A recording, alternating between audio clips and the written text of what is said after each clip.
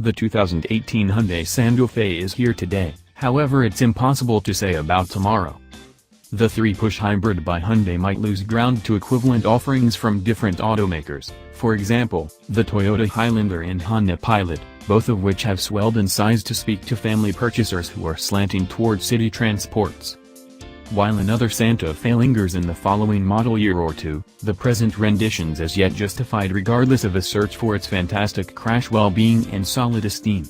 We give it a 7.3 out of 10 thus, and for its solace and flexibility. Styling isn't the motivation to search out the Santa Fe. It's anodyne, stamped out superbly along the middle of hybrid SUV styling, from its 6-sided grille to its tenderly adjusted roofline. The cockpit's business as usual, with repressed trim, a shield-formed bank of controls, and wood grain trim on costly models. Execution isn't its most grounded suit either.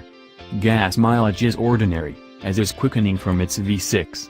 The Santa Fe's ride procures our credit, and when its 3-mode controlling's dialed to sport, it tracks valid down the parkway. We're into the Santa Fe for its inside space.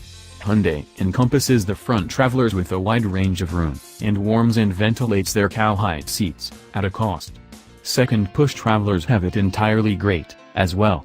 Hold the third line for little individuals and plan ahead for light payload if every one of the seats are being used. The Santa Fe's less spacious back there than its more up-to-date matches. The Santa Fe has performed extremely well in crash tests, and accompanies a rear-view camera. Forward crash notices and programmed crisis braking are discretionary on top trims. Other decent touches incorporate top-of-the-line sound, accessible all-wheel drive, and an all-encompassing roof. However, Hyundai avoids the backseat stimulation framework, figuring your tablet and portable information design will do.